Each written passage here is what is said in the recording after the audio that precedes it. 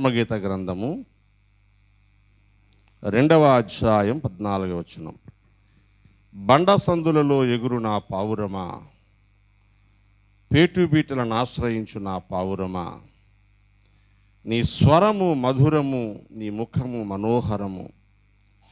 నీ ముఖము నాకు కనబడనిమ్ము, నీ స్వరము నాకు వినబడనిమ్ము. దేవుడు ఈ మాటలు మనకు దీవెనగా చేయునుగాక. ఆమేన్. ప్రార్థన చేద్దాం. పరిశుద్ధ తండ్రి, నీకు వందనాలు చెల్లిస్తున్నాను. ప్రేమించి మాకు ఇచ్చినటువంటి శ్రేష్టమైన ఆరాధనా సమయాన్ని బట్టి స్తుతిస్తున్నాను. పాడుకొని ఆరాధించాం. దేవా, నీ మాటల యొద్దకు వస్తున్నాము. మాతో మాట్లాడండి.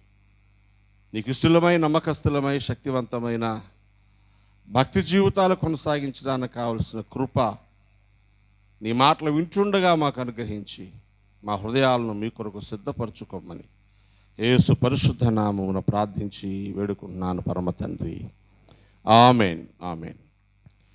ప్రభునందు ప్రియమైన వారలారా, యేసన్న గారి పాట మనం పాడుకున్నాము. నీ ముఖము మనోహరము, నీ స్వరము మాధుర్యము, నీ పాదాలు అపరంజిమయము అని భక్తుడు ప్రభువును వర్ణిస్తూ పాడిన పాట మనం ఎరుగుదాం. సంఘము ప్రభువుని కీర్తించడం, విశ్వాసి ప్రభువును కీర్తించడం సర్వసామాన్యమైన విషయం. ఆయన ఆరాధనకు యోగ్యుడు, మనం ఆరాధించవలసిన వారం. కానీ ఇక్కడ మనం చదువుకునే వాక్యంలో ఒక విచిత్రమైనటువంటి మాట మనం చూస్తున్నాం. ప్రభువే సంఘమును ఇలా ఆశపడి పిలుస్తున్నాడు. బండ సందులలో ఎగురు నా పావురమా, పేటుబీటలను ఆశ్రయించు నా పావురమా, నీ స్వరము మధురము, నీ ముఖము మనోహరము. నీ ముఖము నాకు కనబడనిమ్ము, నీ స్వరము నాకు వినబడనిమ్ము. సంఘమును ప్రభు అడుగుతున్నాడు. ఈ మాట మనసులో పెట్టుకోండి. నిన్ను నీ ప్రభు అడుగుతున్నాడు. నీ ముఖము నాకు కనబడని, నీ స్వరము నాకు వినబడని.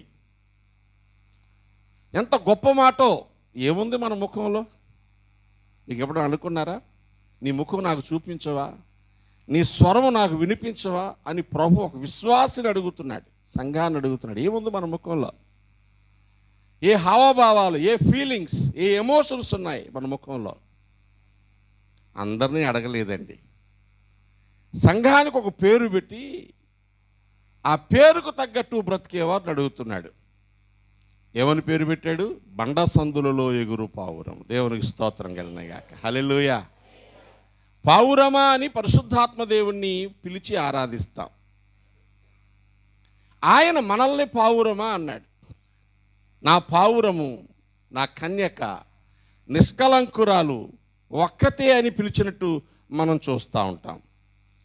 మనం ఆయనకు పావురములా కనబడుతున్నాం. మనం ఆయనకు ఏమాత్రము లోపము లేని వారిలా కనబడుతున్నాం.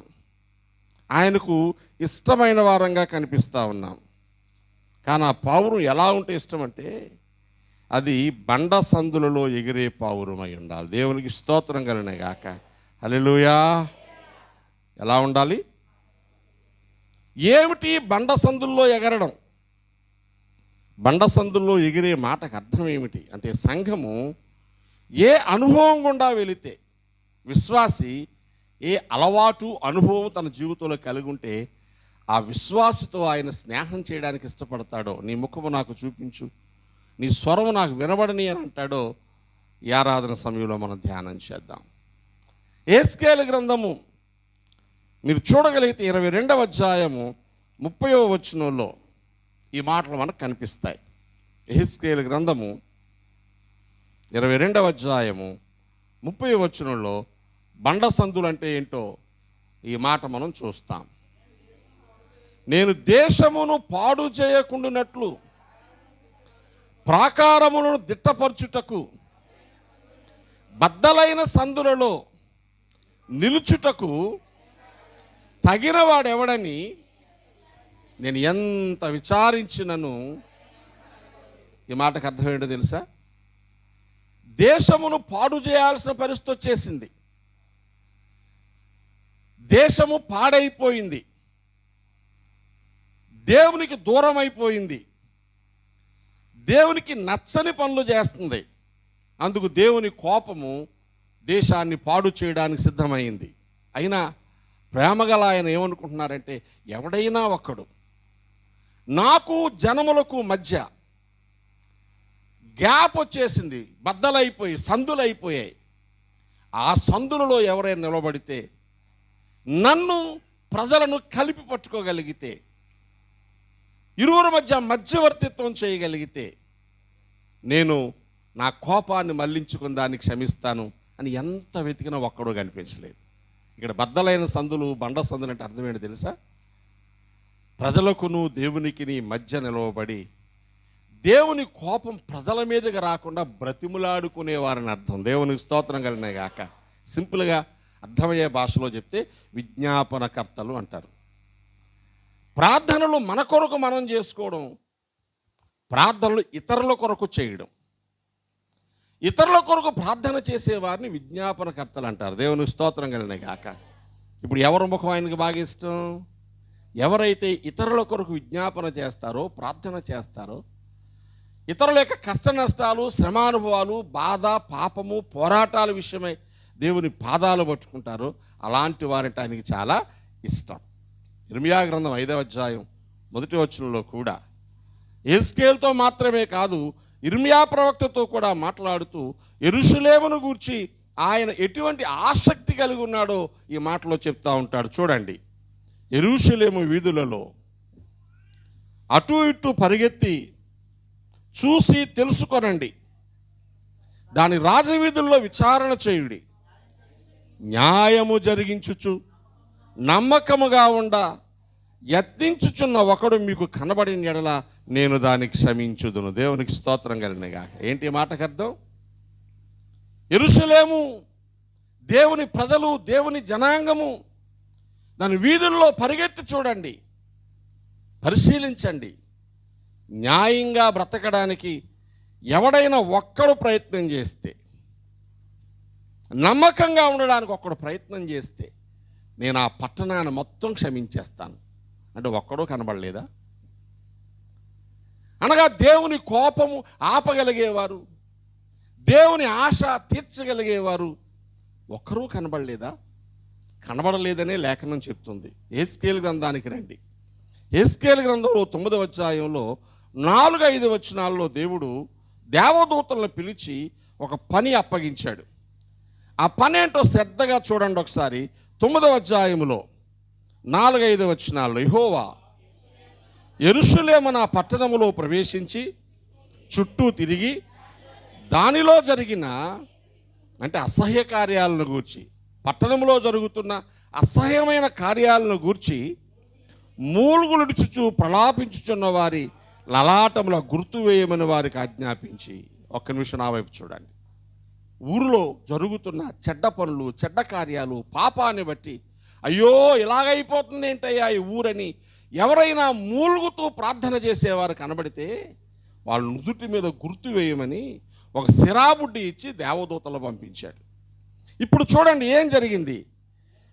నేను వినుచుండగా వారికి ఇలాగూ సెలవిచ్చాను, మీరు పట్టణంలో వాని వెంట పోయి, అంటే గుర్తు వేసేవాని వెనకాల పోయి, నా పరిశుద్ధ స్థలం దగ్గర మొదలుపెట్టి కటాక్షమైన కనికరమైన లేకుండా అందరినీ చంపండి. అందరూ నశించినట్లు ఎవరిని విడిచిపెట్టక పెద్దవారిని, చిన్నవారిని, కన్యకలను, పిల్లలను, స్త్రీలను చంపవలని కానీ ఆ గుర్తు ఎవరికుండినో వారిని ముట్టకూడదు. దేవునికి స్తోత్రం చెప్పండి. దేవునికి ఎంత కోపం వచ్చింది? ప్రజల దుర్మార్గాన్ని బట్టి, దుష్టకార్యాలను బట్టి, నీతి లేనటువంటి బ్రతుకును బట్టి, పాపాన్ని ప్రేమించిన దాన్ని బట్టి ఆయన కోపం వచ్చి ఎవరైనా దానికి వ్యతిరేకంగా ప్రార్థన చేసేవారు నుదుటి మీద గుర్తు వేసేవాడు వెనకాలే మీరు కత్తి పట్టుకుని వెళ్ళి గుర్తు లేని వాళ్ళందరినీ చంపేయమన్నాడు. స్త్రీలను, పిల్లలను, పెద్దలను, ఆడవాళ్ళని, మగవాళ్ళని ఎక్కడ మొదలు పెట్టాలి? మందిరం దగ్గర మొదలు పెట్టండి ముందు, ఊర్లో కాదు. ఇప్పుడు చూస్తే ఏం జరిగింది తెలుసా? యెహెజ్కేలు ప్రవక్త కలిగిన దర్శనం 8వ వచనంలో, నేను తప్ప ఎవరునూ శేషింపకుండా వారు హతము చేయుట నేను చూచి సాష్టాంగపడి. దేవునికి స్తోత్రం చెప్పండి. ఒక్క యెహెజ్కేలే మిగిలాడు కానీ, అంటే అక్షరాలా చంపేయలేదు, దర్శనాన్ని చూస్తున్నాడు. ఒక యేస్కేలు మాత్రమే ప్రజల యొక్క దుర్మార్గాన్ని బట్టి ఏడుస్తున్నాడు, కానీ ఆ కాలంలో ప్రజలెవ్వరికీ ఆలోచనే లేదు. ప్రియులారా, మనకెందుకండి ఈ మాటలంటే, ఆ రోజుల్లో దేవుడు చాలా ముందుగా ప్రజల్లో ఉన్న దుర్మార్గాన్ని బట్టి, చెడ్డతనాన్ని బట్టి, పాపాన్ని బట్టి ఇశ్రాయేలు జనాంగాన్ని ఎన్నో మార్లు హెచ్చరిక చేశాడు. ఎన్నో మార్లు వారికి బుద్ధి చెప్పాడు. అయ్యో, మీ ప్రవర్తన మార్చుకోండి అన్నాడు. మీ జీవితాలు దిద్దుకోండి అన్నాడు. దీవెన పొందుచున్న కొలది పాపమే చేశారు తప్ప వారి జీవితాలు మార్చుకోలేదు. అప్పుడు దేవుని కోపము వారి అవిధేయతను బట్టి, వారు దేవునికి లోబడిన దాన్ని బట్టి వారి మీదకు ఆయన ఉగ్రత వస్తున్నప్పుడు, ఓ ప్రక్క న్యాయాధిపతి అయిన దేవుడు చట్టాన్ని అమలు చేస్తూనే, మరో ప్రక్క కనికర సంపన్నుడైన దేవుడు అవకాశం ఉంటే తప్పిద్దామని ఒక్కడైనా ఉన్నాడా వీళ్ళ కోసం ప్రార్థించేవారు, ఎవరైనా ఉన్నారా వీళ్ళ కోసం విజ్ఞాపన చేసేవారు వెతుకుతూ ఉన్నారు. ఎవరూ లేని కారణము చేత, సంవత్సరాల తరబడి ప్రవచించిన మారని కారణం చేత ఇశ్రాయేలు జనాంగంలో 10 గోత్రాలు అష్షూరు దేశంలోనికి చెరగా పోయారు. 2 గోత్రాలు బబులోను దేశంలోనికి చెరగా పోయారు. చెరగా పోవడం అంటే అర్థం ఏంటి తెలుసా? ఆ దేశములు ప్రజలు వచ్చి, అష్షూరు ప్రజలు, బబులోను కల్దీయులు వచ్చి దఫదఫాలుగా వారు యుద్ధాలు చేసి, ఇళ్ళు పడగొట్టి, మందిరాన్ని కూలగొట్టి, గర్భిణీ స్త్రీల పొట్టలు చింపి, కడుపులో శిశువుల్ని చంపి, యవనస్తులు వీధుల్లో చంపి, పసిపిల్లల బండకేసి కొట్టి చంపి, వృద్ధులు కూడా మిగలకుండా సమూల నాశనం చేసి, ఊరు తగలబెట్టేసి దేశంలో ఉన్న సంపద అంతా పట్టుకుపోయారు. ఇది కథ కాదండి. ఏం కాదు, చరిత్ర. చరిత్ర. ఇప్పుడు ఆయన ప్రేమ గలవాడై ఆయన కుమారుని యేసును పంపి ఆయన రక్తము చేత విమోచించి ప్రజలను సంఘంగా చేసుకొని ఆ సంఘాన్ని మరలా తీసుకొని పోవడం కోసం ఆయన నేను మరలా వస్తానని చెప్పి ఇక్కడ సంఘము సిద్ధపరచడానికి ఆరాధనా క్రమాలు ఏర్పాటు చేశాడు. ఆ రోజు అరణ్యములో నడిచి వచ్చిన ఇశ్రాయేలు జనాంగమైన సంఘము పాడైంది. వారు చెరలోనికి పోయారు. ఈరోజు యేసు రక్తము చేత కడగబడిన సంఘము అలాంటి పరిస్థితుల్లోనే ఉంది. ఇప్పుడు ఆయన ఏమంటున్నాడంటే, ఆ రోజు ఒక్కడో కనబడలేదు, ఈరోజు సంఘమా, నా పావురమా, నువ్వు బండసందుల్లో ఎగిరి నా కోపం మరలా రాకుండా ఆపగలవా అని అడుగుతున్నాడు. దేవునికి స్తోత్రం కలిగిన గాక. హల్లెలూయా. ఆ రోజు వారు సిద్ధపాటు లేని కారణం చేత బహుశ్రమను అనుభవించారు. ఈరోజు మన జీవితాలలో సిద్ధపాటు లేని పరిస్థితులను బట్టి రాబోతున్న సమస్యలను అడ్డడానికి బండసందుల్లో నిలబడేవారు కావాలి. దేవునికి స్తోత్రం కలిగిన గాక. ఈరోజు మనం చేస్తున్న ప్రార్థనలు, మన ఉపవాసాలు, మనం చేస్తున్నటువంటి అంగలార్పులు, విజ్ఞాపనలు మనం బాగుపడిపోదాం అనే దానికంటే ముందు దేవుని ఆశ తీర్చగలగడానికి మన విజ్ఞాపనతో ప్రభువును సంతోషపరిచే వారం కావాలి. దేవునికి స్తోత్రం కలిగిన గాక. హల్లెలూయా. ఈరోజు ఆ రోజు ఇశ్రాయేలు ప్రజలు ఎలా పాడైపోయారో ఈరోజు సంఘము కూడా అలాగే ఉన్నది అని చెప్పడానికి నేను చాలా చింతపడతా ఉన్నాను. 1-2 మాటలు మీకు నేను చూపిస్తాను చూడండి. హోషేయ గ్రంథములో 4వ అధ్యాయములో 6వ వచనంలో ప్రజల యొక్క స్థితిగతులు కొన్ని వ్రాయబడ్డం మనం చూస్తున్నాం. నా జనులు జ్ఞానము లేని వారై నశించుచున్నారు, నీవు జ్ఞానమును విసర్జించుచున్నావు గనుక నాకు యాజకుడు కాకుండా నేను నిన్ను విసర్జించును. జనాలకు ఏమి లేదండి, ఊరికే మాటలు గుర్తుపెట్టుకోండి. జనాలకు ఏమి లేదు. ఆ రోజు దేవుని గూర్చిన జ్ఞానం జనాలకు లేదు. ఈరోజు ప్రభువును గూర్చిన జ్ఞానం సంఘాలకు లేదు. సంఘాల్లో వరుసగా పిలిచి యేసయ్య కోసం మీకు ఏం తెలుసు, యేసయ్యతో మీ సంబంధం ఏంటి, వాక్యం కోసం మీకు ఏం తెలుసు ఒక్కొక్కరిని అడగండి. సంవత్సరాల తరబడి భక్తి చేస్తున్నారు కానీ ఆ జ్ఞానము అంటుకోలేదు. ఎందుకంటే హృదయాలు మూసివేయబడి ఉన్నాయి. ఇప్పుడు దైవజనులు ఏం చేస్తున్నారు అంటే, దైవజనులు వారికి ఆ మాటలను నేర్పడం మర్చిపోయారు. వారికి నచ్చినటువంటి బోధలు చేయడం మొదలుపెట్టారు. ప్రజలను ఆకర్షించడానికి ఏం చేస్తే దీవెన వచ్చేస్తుందో, ఏం చేస్తే బాగుపడిపోతారో అలాంటి ప్రలోభాన్ని గురించిన మాటలు చెబుతూ ఇక్కడే స్థిరపడిపోవాలి, ఇక్కడే కట్టేసుకోవాలి, ఇక్కడే దాచేసుకోవాలి, ఇక్కడే బాగా ఉండాలనే తపన చేత విశ్వాసులు నింపేసి పరలోకాన్ని గూర్చిన, ప్రభువును గూర్చిన, పరిశుద్ధుని గూర్చిన సంగతులే లేకుండా చేసేశారు. లేఖనంలో రాయబడిన మాటలు చూడండి. 7వ వచనం, అదే అధ్యాయం 7వ వచనం. తమకు కలిమి కలిగిన కొలది వారు నా ఎడల అధిక పాపము చేసిరి. ఏం చేశారండి?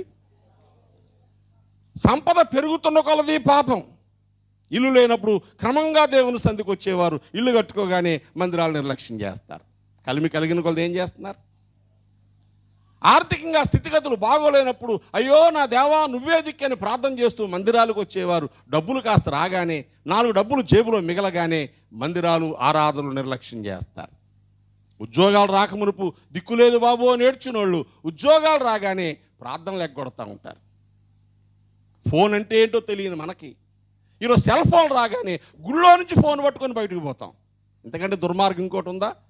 మందిరంలో కూర్చొని 2 గంటల సేపు ఫోన్ చూడకుండా ఉండలేమా అండి? వచ్చిన ఫోన్ ఎత్తకుండా ఉండలేమా? 2 గంటలలోపు ఫోన్ మాట్లాడకపోతే ప్రపంచం నాశనం అయిపోద్దా? మన వాళ్ళకి ఎవరైనా యాక్సిడెంట్ అయ్యి చచ్చిపోయారా? అంటే మనం ఎవరికి ఎక్కువ ప్రాధాన్యత ఇస్తున్నాం? కలిమి కొలగన కొలది ఏం చేస్తున్నారు చెప్పండి? ఇప్పుడు దేవునికి వ్యతిరేకంగా మారిపోవడం మనం చూస్తున్నాం. దేవునికి లేఖనంలో 8వ అధ్యాయం 14వ వచనం, 8వ అధ్యాయం 14వ వచనంలో చూడండి. ఇశ్రాయేలు వారు తమకే నగరులు కట్టించుకొని తమ సృష్టికర్తను మర్చిపోయారు. కట్టుకున్న కొలది మర్చిపోతున్నారు, కొనుక్కున్న కొలది మర్చిపోతున్నారు, దాచుకున్న కొలది మర్చిపోతున్నారు. అర్థమవుతుందా? ఇవన్నీ దేవునికి సన్నిధిలో ఆయన వేదన పడుతూ మాట్లాడినటువంటి మాటలు. ఆయనకి ఏమంటాడు తెలుసా? 11వ అధ్యాయంలో 3వ వచనంలో ఎఫ్రాయిమును చేయబట్టుకుని వానికి నడక నేర్పిన వాడను నేనే, వారిని కౌగిలించుకున్న వాడు నేనే, నేనే వారిని స్వస్థపరిచిన వాడు ఆయనను, ఆ సంగతి వారికి మనస్సున పట్టలేదు. ఏమవుతుందండి? కౌగిలించాను, నడక నేర్పాను, విమోచించాను, మహా ఎండకు కాలిన అరణ్యములో వాడిని స్నేహము చేశాను 13వ అధ్యాయం 5వ వచనంలో. అయినా వాళ్ళకి ఏం పట్టలేదండి? ఎవరి వల్ల ఇలా ఉన్నాం ఈరోజు? ఎవరి వల్ల? నేను మిమ్మల్ని ఉద్దేశించి మాట్లాడట్లేదు. సంఘము ఈరోజు దేవుని పట్ల ఈ విధమైన కృతజ్ఞత లేకుండా బ్రతుకుతూ ఉంది. అర్థమవుతోందా?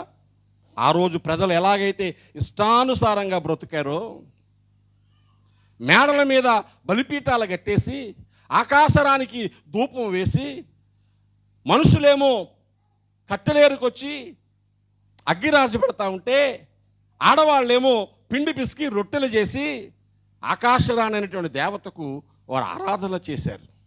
పైగా ఏమన్నారు తెలుసా? మేము దేవుని దగ్గరకు వచ్చిన దగ్గర నుంచి, మా దేవతకు ఆరాధన చేయడం మానేసిన దగ్గర నుంచి మాకు తిండి తక్కువైపోయింది అన్నారు. అంటే బ్రతికంతా దేనికోసం? ఇప్పుడు తిండి కోసమేనా? ఈ విధమైన బలహీన పరిస్థితులు చూస్తున్న దేవుని హృదయం వేదనతో రగిలిపోయింది. ఆయన మాట్లాడుతున్నాడు. ఇప్పుడు సంఘాలలో కూడా అలాగే ఉన్నారు. ఎక్కడ చూసినా ప్రభువు మాట్లాడే మాట మీరు చూడండి. మనుష్య కుమారుడు భూమి మీదకు వచ్చినప్పుడు, లూకాసు వార్త 18వ అధ్యాయం 8వ వచనం చదివితే, మనుష్య కుమారుడు భూమి మీదకు వచ్చినప్పుడు మనుషులలో ఆ విశ్వాసము కనుగొనునా అని ఒక అనుమానాస్పదమైన మాటను మాట్లాడాడు. మీరు చూడండి. అయినను, ఆఖరి 2 వచనాలు, అయినను మనుష్య కుమారుడు వచ్చినప్పుడు ఆయన భూమి మీద విశ్వాసము కనుగొనునా. ఏ విశ్వాసము? ఆ విశ్వాసం పుట్టినోట్స్లో ఉంది. ఏంటి ఆ విశ్వాసము? పైన అన్యాయస్తున్న న్యాయాధిపతి దగ్గర న్యాయము జరిగే వరకు మాటిమాటికి గోజాడినటువంటి విధవరాలు చేసిన విజ్ఞాపన ప్రార్థన చేసేటువంటి విశ్వాసం ఈరోజు సంఘాల్లో ఉందా?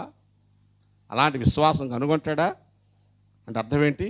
దేవుని గూర్చిన భయం లేదు, పరలోకాన్ని గూర్చిన ఆశ లేదు, పాపాన్ని గూర్చినటువంటి చింత లేదు, విజ్ఞాపన చేసేటువంటి పరిస్థితి మనుషుల దగ్గర లేకపోయింది.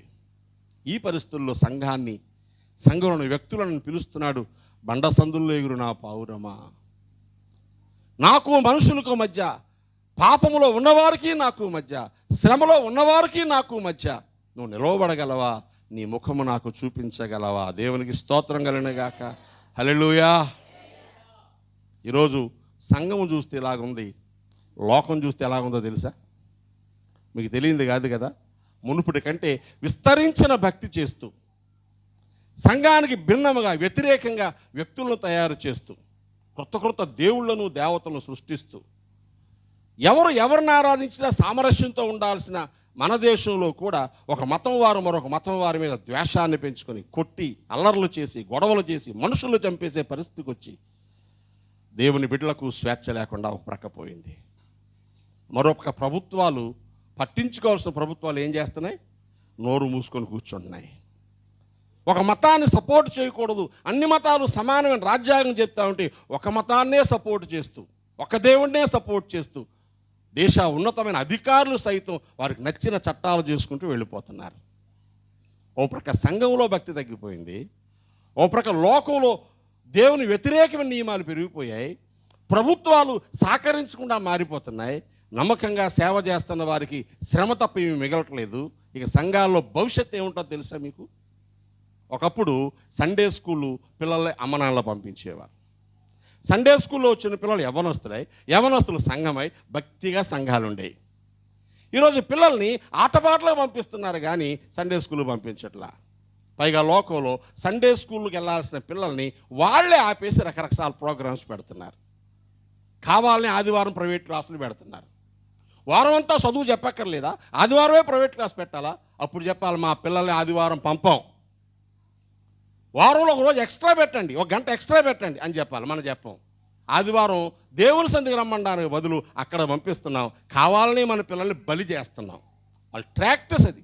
ప్రతి స్కూల్లో ఒక టీచర్ ఉంటున్నట్టు, ప్రతి స్కూల్లోనూ ఆదివారం పిల్లలు చర్చికి పోకుండా క్రైస్తవుల పిల్లలు ఉన్న చోట ఆదివారం ప్రైవేట్ క్లాసులు పెడతారు వాళ్ళు. ఎంతమందికి సంగతి అర్థమవుతుంది? యవ్వనస్తుల సంగతి చెప్పండి. ఒక్కడైనా భక్తిగా ఉన్నారా? మనం కన్న పిల్లలు, మన ఇంట్లో పెరిగిన పిల్లలు ఈరోజు ఇప్పుడు నీ కొడుకు ఎక్కడా? వాళ్ళు ఏమన్నా దేవుళ్ళలోకి రాకముందు పుట్టేసి లోకంలో పెరిగేశారా? లేదే. వాళ్ళ మీద శ్రద్ధ మనకు లేదు. రేపు పొద్దుట వాళ్ళు ఏదైనా పనికిమాలిన పనులు చేసి బ్రతుకును పాపంతో నింపేసుకుంటే కారణం ఎవరు అంటే సంఘానికి ఏమి లేదు, భవిష్యత్తు లేదు. ఇవన్నీ చూస్తూ కూడా నాకు అప్పు తీర్చే ప్రవాసాలు, నా కాళ్ళు నొప్పులు వచ్చేస్తే తగ్గించే ప్రవాసాలు, ఈ ప్రార్థన చేస్తే ఎంతకాలం చచ్చు ప్రార్థనలతో బ్రతుకుదాం. అలాంటి వాళ్ళ ముఖం వచ్చి నీ ముఖం నాకు చూపించకంటే, నేను తండ్రిని కదా, నేను ఆదరించేవాడిని కదా, నేను దీవించేవాడిని కదా, నా కుడి చేతిలో దీర్ఘాయుషు, నా ఎడమ చేతిలో ధనగణతలు ఉన్నాయి కదా, అవన్నీ పెట్టుకుని మళ్ళీ అడుగుతావు. నాకు అర్థం కాదు. అర్థమవుతుందా? కావలసినవన్నీ అమ్మ ఇచ్చేస్తే చిన్నది పెట్టుని అడుగుతుంటే అర్థం ఏంటి? నీకు ఇచ్చి నీకు తెలియట్లేదా? ఏం అడగాలో అడగక, ఏం అడగకూడదు అడుగుతూ నాశనానికి వెళ్ళిపోతున్న సంఘాలలో ఉన్నాం. ప్రియులారా, ఇలాంటి పరిస్థితులు మరలా ప్రభువు పిలుస్తున్నాడు. బండ సందులలో ఎగురున పావురమా అంటే ఏం చేయాలి తెలుసా? ఇప్పుడు మన మనస్సును ఆయనకి ఇష్టంగా మరచుకోవలసిన అవసరం ఉంది. యాకోబు పత్రిక ఎలా మారాలో, ఎలా మలుచుకుంటే ఆయనకి ఇష్టమో ఈ మాటల్లో చూస్తున్నాం. ఎందుకో కూడా చెప్తాను నేను. ఎందుకు సంఘములో ప్రార్థించే వారి యొక్క మనస్థితి ఇలా మార్చుకోవాల్సిన అవసరం ఉందో లేఖనంలోని ఆధారాలు మీకు నేను చూపిస్తాను. 4వ అధ్యాయం 9వ వచనం, యాకోబు పత్రిక 4వ అధ్యాయం 9వ వచనం. మీ హృదయములను పరిశుద్ధపరుచుకొనండి, వ్యాకులపడుడి, దుఃఖపడుడి, ఏడువుడి, మీ నవ్వు దుఃఖమునకు, మీ ఆనందము చింతకు మార్చుకొనండి. ఏంటి అర్థం? ఇలాంటి మాటలు ఎప్పుడైనా దేవుడు చెప్తాడా? సంతోషంగా ఉండండి, బాగా ఉండండి, ధైర్యంగా ఉండండి అని చెప్పే ప్రభు ఏమన్నాడు తెలుసా? పరిశుద్ధంగా ఉండండి, ఇక నవ్వడం ఆపండి, ఏడడం నేర్చుకోనండి, దుఃఖపడండి, మీ ఆనందాన్ని చింతగా మార్చుకోండి. ఎందుకంటే నాశనం అయిపోతున్న పరిస్థితులు కనబడుతున్నాయి. మీ పిల్లలు నాశనం అయిపోతున్నారు, స్త్రీలు నాశనం అయిపోతున్నారు, పురుషులు నాశనం అయిపోతున్నారు, దురలవాట్ల జోలికి వెళ్ళి వారు పతనం అయిపోతున్నారు, భయంకరమైనటువంటి అభ్యాసాల జోలికి వెళ్ళి నాశనం అయిపోతున్నారు. ఇంకా నవ్వుతూ ఎలా ఉంటావు? ఓ ప్రక్క వ్యసనాలు విడిచిపెట్టట్లేదు, మరో ప్రక్క దుర్మార్గాన్ని విడిచిపెట్టట్లేదు. నవ్వుతూ ఎలా బ్రతికేద్దాం? లేఖనం చెప్పే మాటలు మనం జ్ఞాపకం చేసుకుందాం. ప్రియులారా, మీ ఆనందాన్ని చింతగా మార్చుకోండి, మీ సంతోషాన్ని దుఃఖంగా మార్చుకోండి. ఈ మాటలు మనం జ్ఞాపకం చేసుకుందాం. ఎందుకు అంటే ఇది మనం సంతోషంగా ఉండదగిన కాలము కాదు అని అర్థం కావాలి. ఓ రోజు యేసు ప్రభు దగ్గరికి యోహాను శిష్యులు వచ్చి మేము ఉపవాసం చేస్తున్నాం, పరిసయ్యులు ఉపవాసం చేస్తున్నారు, నీ శిష్యులు ఎందుకు ఉపవాసం చేయరు అని అడిగారు. జాగ్రత్తగా వినండి. ఏమడిగారు? యోహాను శిష్యులు వచ్చి అడుగుతున్నారు, మేము ఉపవాసం చేస్తున్నాం, పరిసయ్యులు ఉపవాసం చేస్తున్నారు, మీ శిష్యులు ఎందుకు ఉపవాసం చేయరు అని అడిగితే ప్రభు ఏమన్నారు తెలుసా? మత్తయి సువార్తలోనికి రండి, ప్రభువు చెప్పిన మాట మనకు ఆశ్చర్యాన్ని కలిగిస్తుంది. ఆయన ఏమన్నారంటే, నా శిష్యులు ఇప్పుడు ఉపవాసం చేయబడాల కారణం ఏంటో తెలుసా అని ఆయన మాట్లాడిన మాట 9వ అధ్యాయంలో, మత్తయి సువార్త 9వ అధ్యాయంలో 15వ వచనంలో యేసుప్రభువు వారు సమాధానం చెప్పారు. పెండ్లి కుమారుడు తమతో కూడా ఉండు కాలమున పెండ్లి ఇంటి వారు దుఃఖపడగలరా? పెండ్లి కుమారుడు వారి ఎదురు కొనిపోబడు దినములు వచ్చును, అప్పుడు వారు ఉపవాసము చేతురు. దేవునికి స్తోత్రం. మీరు ఉపవాసం చేయరు కారణం ఏంటి? ఆ రోజుల్లో ప్రభువుని అడిగితే ప్రభు సమాధానం ఏం చెప్పారంటే, పెళ్లి కొడుకు ఇంట్లో ఉన్నప్పుడు, అంటే పెళ్లి జరుగుతున్నప్పుడు పెళ్ళింటి వాళ్ళు ఎవరైనా ఉపవాసం ఉంటారా? పెళ్లి కొడుకుని తీసుకుపోయారు, పెళ్లి కొడుకు వెళ్ళిపోయాడు, పెళ్లి కొడుకు రాలేదు, పెళ్ళి ఆగిపోయింది, అప్పుడు ఏం చేస్తారు? అప్పుడు ఉపవాసం చేస్తారు అని ప్రభువు చెప్పారు. దాని అర్థం ఏంటంటే, సంఘానికి పెళ్లి కొడుకు ఎవరు? యేసు ప్రభు వారు. పెళ్లి కూతురే ఉంది ఇక్కడ, పెళ్లి కొడుకు ఇంకా రాలేదు, ఆలస్యం అయిపోతుంది. ఇప్పుడు పెళ్లి కూతురు ఏం చేయాలి? పెళ్లి కొడుకు ఎప్పుడు వస్తాడా అని ఎదురు చూస్తూ, ఆయన కొరకు సిద్ధపడుతూ, జనాలను సిద్ధపరుస్తూ ఉపవాసము చేయాల్సిన కాలంలో ఉన్నాం. దేవునికి స్తోత్రం కలండి కాక. కానీ ఎవరికైనా అర్థమవుతుందా? ప్రభువా నువ్వు ఎప్పుడు వస్తావు? ఇంకా మా ఊరిలో మారాల్సిన వాళ్ళు, మా కుటుంబాల్లో మారాల్సిన వాళ్ళు ఇంకా చాలామంది ఉండిపోయారు. ప్రభువా నువ్వు వచ్చేస్తే ఎలాగ నాయనా? మీరు చెప్పండి. పెళ్లి పనులు చేసేవాళ్ళు ఏ పని అవ్వకపోతే టైం దగ్గర అయిపోతున్న కొలది ఏం చేస్తారు? డబ్బులు దొరకలేదు, ఉన్న డబ్బులు దేనికి చాలేలా లేవు, పని చేద్దామంటే సహకరించేవాళ్ళు లేరు, పైగా అదే సమయంలో ఇంట్లో కష్టం వచ్చింది. ఇప్పుడు పెళ్ళి పెట్టుకున్న వాళ్ళ మైండ్ సెట్ ఎలా ఉంటుంది మీకు ఏమన్నా తెలుసా? ఎంత టెన్షన్ పడిపోతారో తెలుసా? అందరూ భోజనం చేస్తూ ఉంటే వాళ్ళు భోజనం కూడా చేయలేరు తెలుసా మీకు? మా పిల్లలకి 3 పెళ్లి చేశాను, ఎవరి పెళ్ళిలోనూ భోజనం చేయలేదు. నేను ఎవరి పెళ్ళిలోనూ భోజనం చేయలేదు. బాధ్యతలు నిర్వర్తించడానికి ప్రభు నా భుజం మీద పెట్టిన భారం ఓ ప్రక్క, సంఘాలు కూర్చున్న చింత ఓ ప్రక్క, నేను చేస్తున్న ఉపవాసాన్ని ఆపకుండా, చేస్తున్న ప్రార్థనలు ఆపకుండా, ఆ కార్యాలు దేవుడు బలంగా జరిగించడానికి అనారోగ్య సమస్యలు వెంటాడుతూ ఉంటే నాకు అర్థమవుతుంది, యేసుక్రీస్తు ప్రభు కూడా వచ్చేస్తున్నారు త్వరగా. సంఘాలు సిద్ధం అవ్వలేదు, సిద్ధపడాల్సిన పరిస్థితులు లేవు, బోధకులు అబద్ధ బోధ చేస్తున్నారు, ధనాపేక్షలు అయిపోయారు. సంఘాల్లో ఎందుకు సంఘం నడిపించబడుతుందో ఆ బేసిక్ ప్రిన్సిపల్సే మర్చిపోయాం. ఆదివారం వచ్చామా, ఆరాధన చేసుకున్నామా, ప్రార్థన చేసాం, వెళ్ళిపోయామా, మళ్ళీ వారం అంతా నచ్చినట్టు బ్రతికేసామా అన్న పరిస్థితుల్లో ఉన్నాయి. ఎగ్జామ్స్ దగ్గరకు వచ్చా కూడా పిల్లలు చదవట్లేదంటే అర్థం ఏంటి? వాళ్ళు పనికొచ్చేవాళ్ళ పనికిరాని వాళ్ళ? మీరు చెప్పండి. ఎగ్జామ్ టైం టేబుల్ వచ్చా కూడా బ్యాట్ పెట్టుకొని క్రికెట్ ఆడడానికి పోతున్నాడు అనుకోండి, అది నిజంగా అమ్మనాలను సంతోషపరిచే కొడుకేనా? దీని అర్థం ఏంటంటే వాడికి బాధ్యత లేదని. ఇన్ని జరగడం చూస్తున్నప్పుడు కూడా సంఘాలు ఇంకా బండసందుల్లో ఎగిరే పావురాల్లా మారలేదనుకోండి, ప్రభుకి ఎంత దుఃఖాన్ని కలగజేస్తాం? బైబిల్ గ్రంథంలో కొందరు వ్యక్తులు చూపిస్తాను. పెండ్లి కుమారుడు లేని కాలమున సంఘం ఉపవసించాలని, ప్రార్థించాలని ప్రభువు చెప్పిన మాట మనకు అర్థమైతే, కొన్ని సంఘాలు ఏం చేస్తే తెలుసా? ఉపవాసమే చేయరు. కొన్ని సంఘాలు అసలు ఉపవాసం చేయక్కర్లేదని బోధిస్తారు. ఎప్పుడైనా చేయాలి తప్ప రోజు చేయకూడదు అని బోధిస్తారు.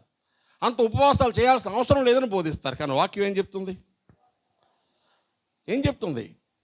ఎప్పుడైనా ఉపవాసం ఉన్నప్పుడు అందా, మీరు ఉపవాసం చేయనప్పుడు అందా. ఉపవాసం చేయనప్పుడంటే అది రెగ్యులర్గా చేయాల్సినటువంటి సాధకం. అంతేకాదు, పెండ్లి కుమారుడు లేని కాలమున సంఘము ఖచ్చితంగా దుఃఖపడి ఉపవాసము చేయాల్సిందే. పిల్లలు, ఈ మాటలు మనకు అర్థమైతే లేఖలో రాయబడిన విషయాలు చూడండి. దుఃఖాన్ని మన హృదయాల్లో తెచ్చుకుంటే, సంతోషాన్ని దుఃఖంగా మార్చుకుంటే, ఆనందాన్ని చింతగా మార్చుకుంటే, హృదయాలు వ్యాకుల పరుచుకుంటే, పరిశుద్ధత కోసం ఆశపడితే వద్దన్నా ఉపవాసం చేస్తూనే ఉంటాం. దేవుని స్తోత్రం కలిగిన గాక. ఓ రోజు నెహెమ్యా రాజు దగ్గర గిన్నె అందించే ఉద్యోగంలో ఉన్నాడు, మనకు తెలుసు. రాజు దగ్గరికి వెళ్ళాడు. రాజుగారికి గిన్నె అందించడానికి వెళ్ళినప్పుడు రాజుగారు నెహెమ్యాను చూశాడు. చూసి నెహెమ్యాను అడిగాడు. ఏమన్నాడు తెలుసా? ఏమయ్యా నెహెమ్యా, నువ్వు అలా ఉన్నావేంటి? నీకేమన్నా జబ్బు చేసిందా అని అడిగాడండి. మీరు చూడండి, నెహెమ్యా గ్రంథం 2వ అధ్యాయం, నెహెమ్యా గ్రంథం 2వ అధ్యాయం 2వ వచనం. రాజు నీకు వ్యాధి లేదు కదా, నీ ముఖము విచారముగా ఉన్నదేమి, నీ హృదయంలో ఉండే దుఃఖం వల్ల అది కలిగిందని నాకు అర్థమవుతుంది అన్నాడండి. దేవునికి స్తోత్రం కలిగినే గాక. ఎలా కనబడుతున్నాడు? అందరూ నా వైపు చూడండి ఒకసారి. రాజుగారి దగ్గర రాజుగారి గిన్నె అందించేవాడు. రాజుగారి గిన్నె అందించేవాడు ఎంత జాగ్రత్తగా ఉంటాడు, ఎంత నీట్గా ఉంటాడు. ఆడ ముఖం ఎక్కడ షేపు మారకూడదు అండి. మీరు పెద్ద పెద్ద స్టార్ హోటల్స్లోకి వెళ్తే ఆ గేట్ దగ్గర ఒకటి ఉంటాడు, ఎప్పుడైనా చూసారు లేదో, దర్వాన్ అంటారు వాడిని. ఒక మంచి డ్రెస్ వేసుకొని బాగా ఎత్తుగా ఉండేవాడిని, మంచి చక్కని పుష్టిగా ఉండేవాడిని, ఇలా పొడవాటి బుగ్గ మీసాలు పెంచినవాడిని. అక్కడ నిలబడడానికి ఉద్యోగం ఇస్తారు. ఆడికి ఓ టోపీ పెట్టుకొని గేటు దగ్గర నిల్చుంటాడు. వచ్చినోడికి ఇలా నమస్కారం చేస్తాడు, ఇలా గేటు తీస్తాడు, అంతే. ఆడి పని ఏం ఉండదు. ఆ గేటు దగ్గర అలా నిలబడి వాడిని ఆహ్వానం చెప్పినందుకు మనసంతా మురిసిపోదు. అంత గొప్పోడు, అంత పెద్దోడు, మనకు నమస్కారం చేసిన ఫీలింగ్లో వెళ్ళేవాడు లోపలికి వెళ్ళిపోతుంది సంతోషంగాను. టెక్నిక్. రాజుగారి గిన్నె అందించేవాడు మీరు గమనిస్తే. కానీ విచారంగా ఉన్న, దుఃఖంగా ఉన్న రాజుకు నచ్చదు. ఉసూరు అని తిండెడుతున్నాం ఏంట్రా, ఈ తల తీసేయండి అంటాడు. అర్థమవుతుందా? ముఖంలో విచారం పెట్టుకుని తిండి పెడితే నేను తినాలా వద్దా, ఉసూరు అని పెడుతున్నాడు, తల తీసేయండి అంటాడు. ఇది పరిస్థితులు రాజుగారి దగ్గర. కానీ నెహెమ్యా విచారంగా ఎప్పుడూ లేడు. కానీ కనబడేసరికి ఏమయ్యా నెహెమ్యా ఎలా ఉన్నామంటే, అప్పటికి నెహెమ్యా దాదాపు 2 నెలలకు పైగా సరిగ్గా తినలేదండి. లెక్క ప్రకారం దాదాపు 3 నెలలు సరిగ్గా తినలా. వాళ్ళ ఊరు నుంచి ఒకడు వచ్చాడు, ఏరా మనలందరూ బాగున్నారని అడిగితే వాళ్ళ సహోదరుడు ఏమన్నాడంటే, ఇంకేం బాగుంటారు, మన ఊరంతా పడిపోయింది, ఇల్లు పడగొట్టేశారు, గోడలు పడగొట్టేశారు, మందిరం పడగొట్టేశారు, మన సమాధులు, మన పెద్దోళ్ళని సమాధులు కూడా పాడైపోయాయి అనగానే ఏం చేయాలో తెలియక ఉపవాసం ఉండి రోజు ఏడుస్తున్నాడు దేవుని సన్నిధిలో. తిండి మానేశాడు. 3 నెలలకు చిక్కుపోయాడండి పాపం. రాజుగారి దగ్గర బట్టలు అయితే వేసుకొచ్చాడు, కానీ ఆ చిక్కుపోయి మనసులో వేదన. కొంతమంది చూడండి అందరి కోసం నవ్వుతూ ఉంటారు, కానీ మనసులో వేదన ఏం చేస్తూ ఉంటుంది వాళ్ళని? గట్టిగా చెప్పండి ఒకసారి. ముఖాన్ని పేరెంట్ లవ్లీ రాసినా, ఉంగరాలు తిప్పినా వాళ్ళ మనసులో ఉండే బాధ కళ్ళల్లో కనబడిపోద్ది. ఏం అలాగున్నావు అని అడుగుతారు. అబ్బాయి ఏం లేదు, బాగున్నాను. అచ్చ లేదు లేదు లేదు, మనోవ్యాధికి మందు లేదు, తెలిసిపోతుంది. తింటలేదా? బాగానే తింటున్నాను. అబ్బాయి లేదు, నలిగిన మనసు ఎముకలకు కుళ్ళు. అప్పుడు అంటాడు, రాజుగారు క్షమించాలి, నా పితరుల సమాధులుండే పట్టణం పాడైపోయిందండి, నేను ఎలా సంతోషంగా ఉండగలను. రాజుకి అర్థమైపోయి మరి ఏం చేద్దాం అంటే, మీరు అనుమతిస్తే నేను మా ఊరు వెళ్ళి మా ఊరిలో పాడైపోయినన్ని తిరిగి కట్టేసి మళ్ళీ వచ్చేస్తానండి అన్నాడు. దేవుని స్తోత్రం కలిగిన గాక. అదే నెహెమ్యా గ్రంథం. అక్కడ పాడైపోయింది అని చూసి ఇక్కడ మంచి ఉద్యోగం, మంచి ఆస్తి, మంచి భోజనం, మంచి అధికారం ఉండి కూడా తిండి మానేసాడండి. ఇవాళ తిండి ఉంటే రేపు మనం తిండి ఉండదు. అలాంటి స్థితిగతుల్లో ఉండి రేపు గట్టిగా 1 లక్ష రూపాయలు అవసరం పడితే ఎవరి దగ్గర పోవాలో తెలియదు. ఇలాంటి పరిస్థితుల్లో ఉండి దేవుని కొరకు ఆశ లేకుండా బ్రతుకుతున్న మనము అలాంటి ఉన్నత స్థాయిలో ఉండి దేవుని కొరకు చింత కలిగి బ్రతుకుతున్న నెహెమ్యా ఒకే పరలోకానికి వెళ్తాం. అక్కడ బహుమానాలు ఇచ్చినప్పుడు ఎవరికి ఎక్కువ ఇస్తారంటారు? మనకా నెహెమ్యాకా? ఇస్తే మన వెంటనే లోపల బాధ వచ్చేది. ఇది ఎందుకు ఇచ్చారు నెహెమ్యాకి అలాగా? అంతా ఏం చేశాడంటే, ఏం చేశాడు? ఉన్నత స్థాయిలో ఉండి కూడా దేవుని రాజ్యం కోసం చింత కలిగి ఉన్నాడు. దేవుని స్తోత్రం కలిగినగా. తన సంతోషాన్ని దేనికి మార్చుకున్నాడు? తన సంతోషాన్ని దుఃఖానికి మార్చుకున్నాడు. దుఃఖానికి మార్చుకున్నాడు. ఇర్మియా కోసం మాట చెప్తాను. ఇర్మియా గ్రంథంలో చూడండి, ఇర్మియా ఎటువంటి స్థితి గలవాడుగా ఉన్నాడో దైవలేఖనంలో చూద్దాం. 14వ అధ్యాయం 15-17 వచనాలలో. ఇర్మియా గ్రంథము 14వ అధ్యాయం 15-17 వచనాలు మనం కలిపి చదువుకుంటే ఇర్మియా కోసం రాయబడిన మాటలు కనిపిస్తాయి అక్కడ. నాతో ఇలా అన్నాడు, ప్రవక్తలు నా నామమును బట్టి అబద్ధాలు ప్రకటన చేస్తున్నారు. ఎలా ఉన్నారండి లోకంలో? ఎలా ఉన్నారు? నా నామం పేరిట అబద్ధాలు చెప్పేవాళ్ళు ఉన్నారు, సత్యాన్ని చెప్పలేని వాళ్ళు ఉన్నారు, కీడు చేసేవాళ్ళు ఉన్నారు. ఇలాంటి పరిస్థితుల్లో ఉన్న నా ప్రజలను చూసి నేను దుఃఖపడుతున్నాను.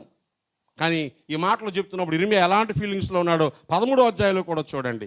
13వ అధ్యాయంలో 16వ వచనం. ఆయన, ప్లీజ్ కమ్ ఇన్ సైడ్, లోపల రండి, కొంచెం లోపల ఉంది, చదవండి. ఆయన చీకటి కమ్మ చేయక మునిపే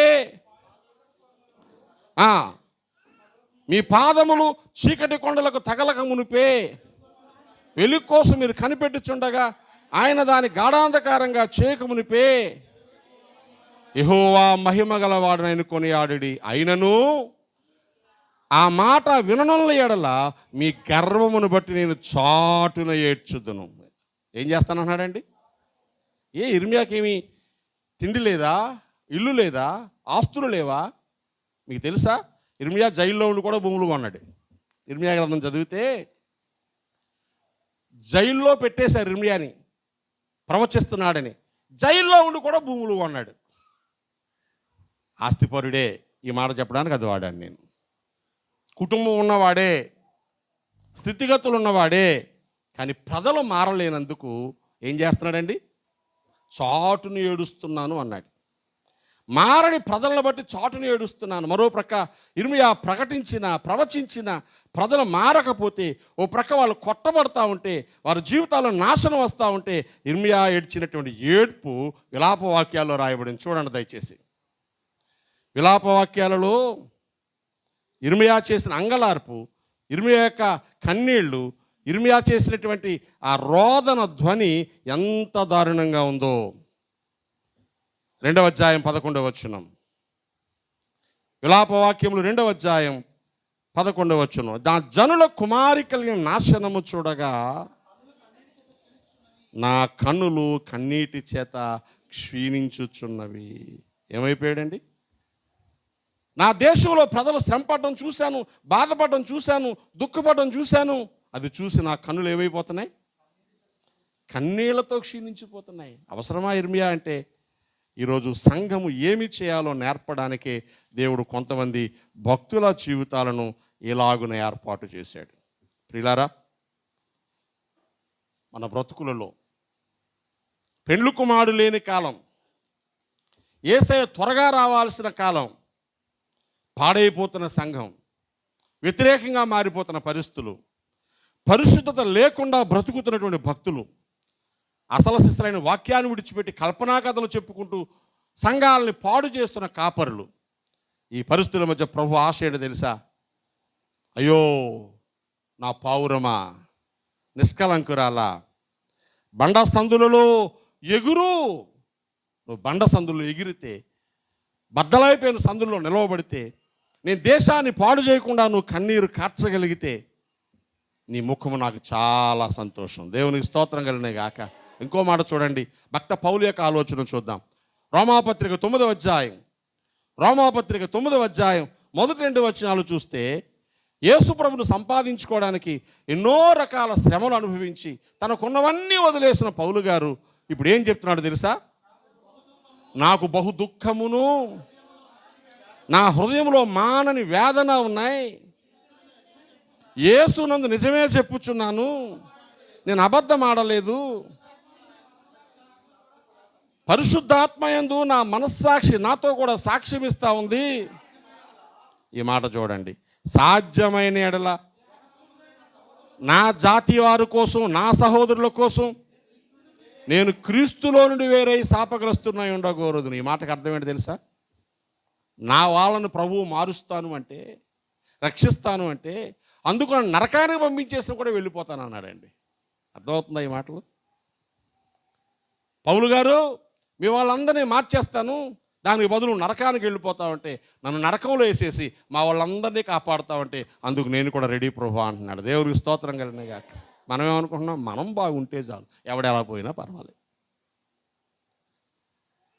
ఎవరినో రక్షించడానికి నిన్ను నరకానికి పంపడు, కానీ అంత సమర్పణ నీ జీవితంలోకి రావాలి. ప్రభునందు ప్రియులారా, నా మాటలు ముగించే ముందు మనం ఎలాంటి పరిస్థితుల్లో ఉన్నామో గుర్తు చేస్తున్నాను. ప్రభు మనల్ని ఏం ఆశపడుతున్నాడు? ఏమని పిలుస్తున్నాడు? బండ సందుల్లో ఎగురు పావురమా, పీటుబీటలను ఆశ్రయించు నా పావురమా, నీ ముఖము నాకు కనబడని, నీ స్వరము నాకు వినబడని. అంటే అర్థం ఏంటి? నశించిపోతున్న వారి కోసం అంగలార్పు చేయి, పాడైపోతున్న పరిస్థితుల కోసం ప్రార్థన చేయి, మారని వ్యక్తుల కోసం ప్రార్థన చేయి, వ్యతిరేకంగా మారిపోతున్న పరిస్థితుల కోసం ప్రార్థన చేయి. అయ్యో ఈ పిల్లవాని చావు నేను చూడలేనని ఎలుగెత్తి ఏడ్చిన హాగరులాగా అంగలార్పు చేయి. అప్పుడు నీ ముఖం నాకు చాలా అందంగా కనబడుతుంది. దేవుని స్తోత్రం.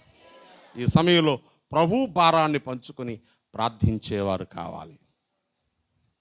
ప్రపంచమంతా ఉపవాసాలు చేస్తున్న సీజన్ ఇది, లెంట డేస్ అని చెప్పి ఓ 40 రోజులు భక్తిని పెంచుకుందాం, పరిశుద్ధంగా బ్రతుకుదామని పెద్దలు ఈ నియమాన్ని పెట్టారు. మంచిదే. అది దాటిపోయి పరిశుద్ధత కోసం మాత్రమే కాదు, నశించిపోతున్న ఆత్మల కోసం అంగలార్పు చేయాల్సిన పరిస్థితిలో మనం ఉన్నాం. ప్రజలను రక్షించమని, పాపం నుంచి విడిపించమని, సువార్త ఫలింప చేయమని, సువార్త వ్యవసాయం జరగనిమ్మని, విత్తనాలు మట్టిబెడ్ల కింద కుళ్ళిపోకుండా మొలకెత్తనీయమని కన్నుల కన్నీళ్లతో నేలను తడిపేవారు కావాలి. ప్రభువునందు ప్రియమైన వారులారా, ఇదో గొప్ప బాధ్యత అండి. ప్రభు యొక్క శ్రమను పంచుకునే గొప్ప అవకాశం. ప్రభువుతో కలిసి ప్రార్థించడానికి ఎదురు చూస్తున్నారు, ఎవరు నాతో కలిసి ప్రార్థిస్తారని. గెత్సెమనే తోట గుర్తు చేసుకోండి. శిష్యులు తీసుకెళ్ళి ఏమన్నారు తెలుసా? నా ప్రాణం మరణమగునంతగా దుఃఖంలో ఉంది, మీరు కాసేపైనా మెలకువగోండి, ప్రార్థన చేయండి అంటే ఏం చేశారు శిష్యులు? నిద్రపోయారు. 3 సార్లు ఆయన వచ్చి చెప్తే 3 సార్లు నిద్రపోయారు. సీమోను దగ్గరికి వచ్చి అంటాడు మార్కు సువార్తలో, సీమోను నీవు నిద్రిస్తున్నావా అంటే అర్థం ఏంటి? వాళ్ళు పడుకుంటే పడుకున్నారు, నా కోసం అన్నీ తెలుసు, నీకు సజీవుడైన దేవుని కుమారుడని తెలుసు, పరలోక మహిమను చూసావు, నా సంగతులని అర్థమై నువ్వు కూడా నిద్రపోతున్నావు ఏంటి అంటే అర్థమేంటి తెలుసు? ఇక్కడ లోకంలో చాలా సంఘాలకు ఇది అర్థం కాలేదు. అర్థమైన సంఘాలు కూడా ఏం చేస్తున్నాయి? ఇప్పుడు ప్రార్థించేవారు కూడా ఏం చేస్తున్నారు? అసలు విషయాన్ని మానేసి నిద్రపోతున్నారు. మనకి నిద్రపోయినోడికి చచ్చిపోయినోడికి పెద్ద తేడా లేదు కదా. ఏమంటారు? నిద్రపోయినోడు చచ్చిపోయినోడు సమానం అని అంటారు చూసారా? పక్కన ఏం జరుగుతుందో, గొడవ గోలో తిండో తిప్పలో ఎలా తెలియదో, నిద్రపోతున్న సంఘాలు కూడా సీరియస్నెస్ తెలియదని అర్థం. కనుక ఈ సమయంలో మన హృదయాలు పరిశీలన చేసుకోవాలి. ప్రభు అడుగుతున్నారు, నీ ముఖము నాకు చూపిస్తావా? ఏమండి, రావట్లేదంటే ముఖం ఎలా చూపించాలో తెలియక అంటాం కొంతమంది దగ్గర. ఎలాగా? వాళ్ళు ఏదో చెప్పారు, మనం చేయలేదు, లేక వాళ్ళకి నచ్చింది చేయలేదు, వాళ్ళు బాధ పెట్టాం, పిల్లోడు చేసిన దానికి ముఖం చెల్లక అండి ఏమంటాం? మా ఆయన చేసిందని ముఖం చెల్లక, నా భార్య మిమ్మల్ని అంత మాట అనేసిందని ముఖం చెల్లక, మీరు ఎంత ప్రేమ చూపించినా మేము సరిగ్గా ఉండలేకపోయాం సార్, ఏ ముఖం చూపించాం అని మనుషులతో ఎలాగంటాము? ఇప్పుడు దేవునికి ముఖం చూపించాలంటే ఏం చేయాలి? మనం దేవుని ఆశను తీర్చాలి. దేవుని స్తోత్రం కలిగిన గాక. నీ ముఖము నాకు కనబడని, నీ స్వరము నాకు వినబడి అని ప్రభువు చెప్తున్నారంటే ఆయన ఆశ తీర్చాలి. యేసయ్యా నీ దాహము తీరుస్తాం మేము. ఆయన దాహం ఏంటి చెప్పండి? ఆయన ఆకలి ఏంటి? నశించిపోతున్న ఆత్మల రక్షణ. అందుకని ఆ ప్రజల రక్షణ కోసం మేము ప్రార్థన చేస్తాం. నెహెమ్యా ప్రార్థన చేసినాడు, చాలా విషయాలు ఉన్నాయి. ఎజ్రా ప్రార్థన చేశాడు. ప్రజల్లో చాలామంది దేవుని సంగతులు మర్చిపోయి అన్యులు పెళ్లి చేసుకుని అన్యుల పద్ధతులు వెంబడిస్తున్నారని ఎజ్రాకు చెబితే ఎజ్రా ఏం చేశాడు తెలుసా? కూర్చొని గడ్డం పీకేసుకొని నెత్తి మీద దూలు పోసుకొని బట్టలు చింపేసుకొని సాయంకాలం వరకు కూర్చొని ఏడ్చి ఏడ్చి ఏడ్చి ఓ పెద్ద ప్రార్థన చేశాడు. ఇంటికి వెళ్ళి మీరు చదువుకోవచ్చు 9వ అధ్యాయంలో. ఎజ్రా గ్రంథం 9వ అధ్యాయం 2-3 వచనాల్లో ఆ ప్రజలు చేసిన దుర్మార్గాన్ని బట్టి ఉన్నతంగా రాజు చేత ఉద్యోగం ఇచ్చి పంపించబడిన శాస్త్రి అయిన ఎజ్రా గడ్డం పీకేసుకొని జుత్తు పీకేసుకొని బట్టలు చింపేసుకొని సాయంకాలం దాకా కూర్చొని ఏడ్చి 6వ వచనం నుంచి 15వ వచనం వరకు ఓ పెద్ద ప్రార్థన చేశాడండి. అది చెప్పడానికి సమయం కాదు. ప్రజల పాపాలు ఒప్పుకున్నాడు. అయ్యో వాళ్ళు తప్పు చేశారయ్యా, పొరపాటు చేశారయ్యా, ఎన్నో శ్రమలు పడ్డా నువ్వు కనికరించి మాకు అవకాశం ఇస్తే మరలా తప్పులు చేస్తున్నారయ్యా, మన దగ్గర లేవా? ప్రాణం కాపాడాడు, యాక్సిడెంట్లు తప్పించాడు, మేలు చేశాడు, కన్నీరు తుడిచాడు. ఈసారైన ప్రజలు భక్తిలో ఉంటారనుకుంటే మళ్ళీ ఏం చేస్తున్నారు? మళ్ళా తిరగబడుతున్నారు. ఇది చూసిన ఎజ్రాలు కావాలి ఏడవడానికి. మాట వినని వారిని చూసి, మార్పు చెందని వారిని చూసి, మరలా పాత బుద్ధికే వెళుతున్న వారిని చూసి కన్నీరు కార్చే ఎజ్రాలు కావాలి. పాడైపోయిన పరిస్థితులు చూసి అంగలార్చే నెహెమ్యాలు కావాలి. మారని మనుషులను చూచి వారిని రక్షించమని అంగలార్చే పౌలులు కావాలి. ఈ లక్షణాలతో ఆనందాన్ని దుఃఖానికి, సంతోషాన్ని చింతకి, వ్యాకులానికి మార్చుకొని పరిశుద్ధాత నింపబడి ప్రభువును సంతోషపరిచేటువంటి బండ సందుల్లో ఎగిరే పావురాలు కావాలి. అవుదామా? దేవా నేనున్నానయ్యా, ప్రపంచాన్ని అంతా మార్చలేకపోవచ్చు, మా ఇంట్లోంచి ఒక్కరు మారాలని. ఊరందరినీ మార్చలేకపోవచ్చు, కనీసం నేను భక్తిగా బ్రతికితే నన్ను చూసి ఒక్కరైనా మారాలని. నేను ఆశపడుతున్నాను ప్రభువా. ఆ నిష్కలంకమైన పావురపు గుణము, బండ సందుల్లో ఎగిరే పావురపు గుణము, నేను సంతోషపరిచే పావురపు గుణము నాకు ఇయ్యవా ప్రభువా అని నువ్వు ప్రార్థన చేస్తే ఈ దినాల్లో మనం చేయబోతున్న విజ్ఞాపన ప్రార్థనలకు మన హృదయాలు సిద్ధపడినట్టే లెక్క. ఏమో మరో సంవత్సరం ఉందో లేదో మనకు తెలియదు, ఆయుష్కాలం ఇంకో సీజన్ చూస్తావో లేదు నీకు తెలియదు. ఏ శ్రమలు మన కోసం ఎదురు చూస్తున్నాయో, ఏ పోరాటాలు మన కోసం ఎదురు చూస్తున్నాయో, ఏ కష్టాల గుండా మనం వెళ్ళాల్సి వస్తుందో మనకు తెలియదు. ఇప్పటికే దేవుడు ఎన్నో మేళ్ళు చేశాడు. అవకాశం తీసుకుందాం. దేవా, నువ్వు ఇచ్చిన ఛాన్స్ వాడుకుంటానయ్యా, నీకోసం బ్రతుకుతానయ్యా, నన్ను అంగీకరించి ప్రభువా అని ప్రార్థన చేద్దాం. దయచేసి తల వంచి కళ్ళు మూసుకోనండి. ప్రభు నిన్నే పిలుస్తున్నాడు. బండ సందులలో ఎగురు నా పావురమా, పేటు బీటలను ఆశ్రయించు నా పావురమా, నీ ముఖము నాకు కనబడని, నీ స్వరము నాకు వినబడని అని ప్రభువు మాట్లాడుతున్నాడు.